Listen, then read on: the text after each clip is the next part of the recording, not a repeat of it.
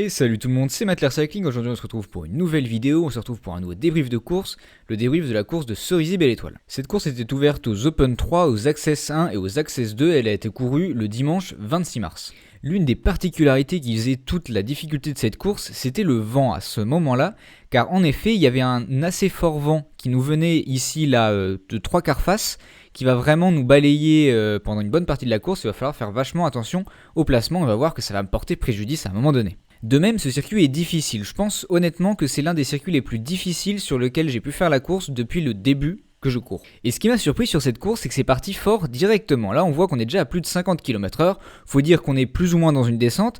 Mais j'avoue que sur les dernières courses que j'ai fait, ça partait plutôt doucement. Du coup, là, j'étais un petit peu surpris.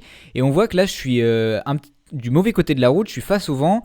Et donc là, je développe un peu plus de puissance que les autres. Donc j'aurais dû être mieux placé à ce moment-là. De même, là, on ne voit pas ma puissance à l'écran parce que en fait, j'ai oublié de remettre des piles dans mon capteur de puissance. Donc, vous ne voyez pas la puissance, mais moi, sur le coup, je ne voyais pas non plus ma puissance.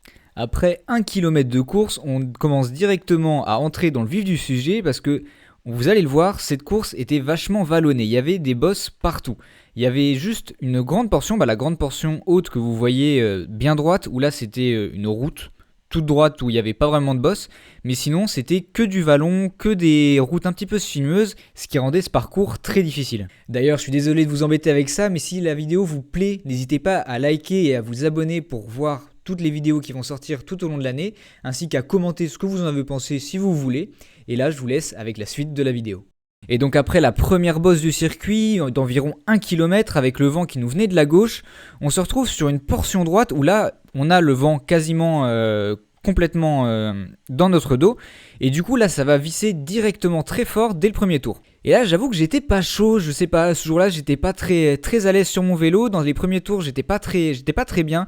Je le sentais pas, je sentais pas vraiment le peloton, j'étais pas très à l'aise. Donc on va voir que dans cette première portion rapide, je vais être un petit peu mal, je vais pas savoir bien me placer et je vais perdre pas mal d'énergie pour rien finalement. C'est donc je vais me dire dans le prochain tour, il va falloir que je me replace pour être bien mieux dans ces endroits-là.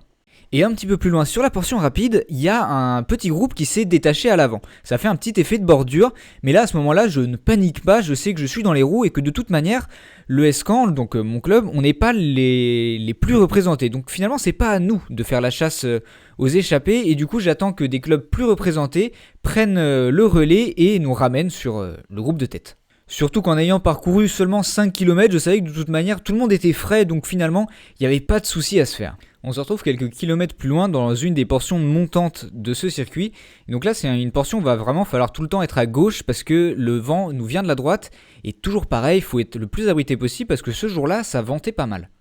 Et là on se retrouve dans la fin de ce premier tour et on voit qu'en fait on va descendre dans une sorte de cuvette et on va directement remonter pour retrouver l'arrivée et le départ donc dans le bourg de Cerisy. Et du coup on se retrouve à avoir une bosse, mais vraiment là c'était vraiment ce que j'adore, c'est une bosse assez raide, assez longue et du coup moi vu que je suis plus ou moins grimpeur, on va dire que c'était vraiment une bosse qui me plaisait. Donc là on voit que j'essaye de recoller les roues parce qu'on voit déjà que ça pète.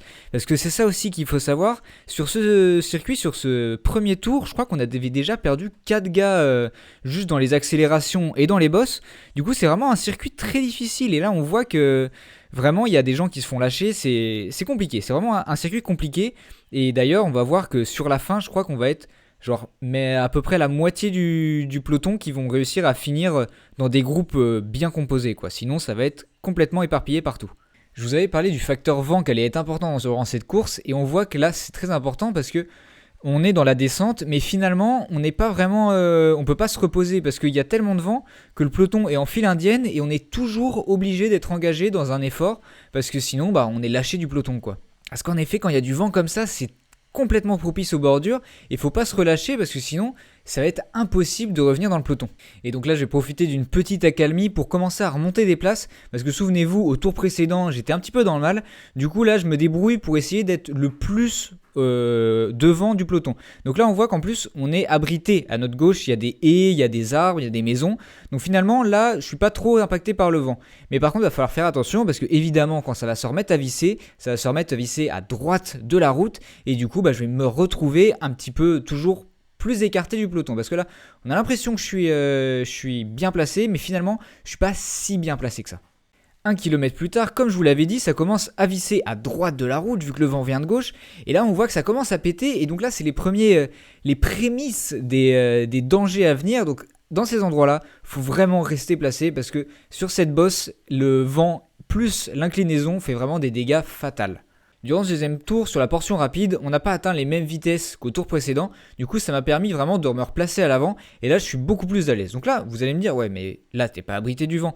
Mais par contre, faut savoir que le vent à cet endroit-là venait de 3/4 d'eau, mais de la droite. Donc finalement, dans la position où je profite autant que le mec devant moi de l'abri prodigué par son camarade. Donc là, on voit même que je vais me replacer. Donc là, je vais vraiment être dans une position royale parce qu'il y a un mec devant qui roule, deux mecs de la même équipe juste devant moi. Donc si ça attaque, les gars vont suivre. Donc là, je suis vraiment super bien placé. Et quelques kilomètres plus tard, on voit qu'un mec en rose, là, il attaque. Donc là, je le vois qu'il attaque et je vois que du coup, le club de Flair a l'air de contrôler, mais il contre-attaque pas. Donc du coup, moi, je me dis, pourquoi pas. Donc, je me remonte un petit peu. Je me dis, pourquoi peut-être tenter, voir. Donc là, je vais placer une accélération. Donc avec la puissance, donc là, on voit que la caméra bouge un peu. Donc là, ça veut dire que j'accélère.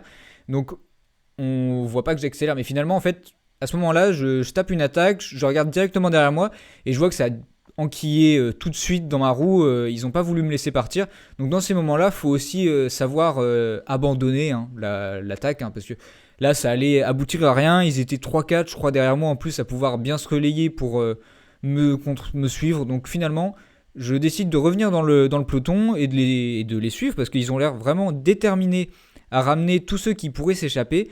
Donc je me dis, vas-y, mets-toi dans les roues, eux ils vont travailler pour toi. Finalement, c'est tout bénef. Sauf qu'à ce moment-là, ce que j'avais pas compris, c'est qu'en fait, là, ils avaient un mec devant. Et du coup, ce qu'ils font, c'est juste qu'ils contrôlent les gens qui allaient vouloir essayer de partir en échapper avec lui. Mais là, on se retrouve, c'est assez marrant de voir cette image-là. Ils sont tous les 4 en mode barrage devant la roue, donc ils font vraiment une stratégie d'équipe. Donc là, on peut pas attaquer, il n'y a pas la place pour attaquer. Mais du coup, c'est aussi un des trucs que je me suis dit, mince, c'est pas très grave, ils sont quand même 4, il y a peu de chances que leur gars fasse toute la course devant, parce que on va rouler environ à 35, 36 de moyenne, mais d'avoir une équipe comme ça qui a vraiment les velléités de contre-attaquer à chaque fois, ça peut être avantageux aussi pour un coureur esselé comme moi, parce que finalement, s'ils arrivent à répondre à tout, c'est pas mal. Sauf que là, on va voir qu'en fait, ils vont pas réussir. Là, il va y avoir une attaque qui va se faire, et du coup, je vais être un petit peu bloqué moi aussi, mais plus par mes jambes. J'avais pas les jambes ce jour-là. Et donc là, on voit que ça a complètement accéléré à l'avant, et du coup, je me retrouve à pas mal reculer dans le peloton pour aborder les portions difficiles, notamment avec la bosse d'arrivée et tout ce qui va suivre avec le vent de face, etc. Mais vous allez bien le voir dans les images qui vont suivre. Donc là, la bosse, on voit que je l'aborde dans des mauvaises positions. Je suis à l'arrière du peloton, c'est pas top. Donc là, j'essaye de remonter, j'essaye de faire tout ce que je peux finalement pour garder les roues, parce que là, ça visse vraiment très fort à l'avant. Je sais pas c'est qui roule, mais ils ont décidé de faire le break. Donc là, on monte la bosse à une bonne allure, parce que là, en haut à droite, on voit bien qu'on est sur du quasiment 10% de moyenne. Donc là, on roule fort. Là, il y a des watts. Et là, ce qui va être difficile pour moi, c'est qu'au passage de l'arrivée, évidemment, ça accélère et du coup, à chaque fois, ça fait une relance. Sauf que là, je suis déjà mal placé, le peloton est en file indienne, on voit que je suis à 191 au cœur, je suis vraiment à la limite, et là, je me retrouve avec un écart. Et souvenez-vous, le vent vient de face à cet endroit-là. Donc finalement, là, je suis obligé de faire l'effort pour essayer de ramener, de me retrouver sur l'avant du peloton. Donc là, on voit que j'en peux plus. Donc là, un mec me passe devant pour essayer de faire la jonction. Là, 2 mecs, donc j'essaye de me mettre dans les roues pour reprendre le peloton. Là, je me dis tranquille. À ce moment-là, dans ma tête, je me dis vas-y, suis les roues, ça va peut-être le faire, il y a encore de l'espoir. Arrivé en bas de la première bosse, ça y est, j'étais retourné dans les roues, mais on voit que le peloton est encore complètement en file indienne. Et en fait, finalement, si on regarde plus loin, on voit qu'il y a encore un écart. En fait, là, c'est vraiment un feu d'artifice. Tout le monde explose dans les roues, et du coup, c'est vraiment galère, parce que j'aimerais beaucoup avoir mes données de puissance à ce moment-là, parce que je sais pas combien je développe, mais là j'étais vraiment sec. Et donc là c'est terrible, parce que là vraiment tout le monde explose, et du coup obligé de reboucher un trou, mais là il y a quoi, il y a 10 vélos d'écart, c'est énorme. Là le mec devant de Flair, je vois pareil, il commence à dandiner de la tête, ça va pas le faire, obligé de me remettre devant, et là c'était vraiment dur. Mais j'y croyais toujours, je suis toujours à 188 au cœur, donc là ma fréquence cardiaque maximale, parce que c'est beau de dire que je suis à 190 au cœur, que je galère, mais ma fréquence cardiaque maximale, elle est de 194. Donc je suis vraiment sur les limites. Et donc là, je vois un mec prend un relais, il se met devant moi. Là, je me dis, allez, pourquoi pas, vas-y, mets-toi dans sa roue, ça va le faire. Et on voit que finalement, là, à ce moment-là, on l'a repris le peloton. On est vraiment on est à l'arrière, mais on l'a repris. Mais hélas, à cet endroit-là, il y a une deuxième bosse. La bosse se séparait en deux parties, il y avait une partie bosse, une partie replat, et après ça remontait. Et là on voit que c'était ma limite, et là j'explose autant dans les jambes que dans le mental, parce que déjà j'étais arrivé le matin, j'étais pas chaud, hein, je vous l'ai dit, sur les premiers tours j'étais pas au top, mais du coup là j'explose complètement, et là je me fais à l'idée que je ne reverrai pas le groupe de tête.